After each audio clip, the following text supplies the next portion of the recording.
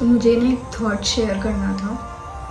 Simply I am 5'2" and I am too cooked with the life and with the fact कि लड़की वाला कि with the age की शादी, जॉब, करियर और भी फालतू के ड्रामे.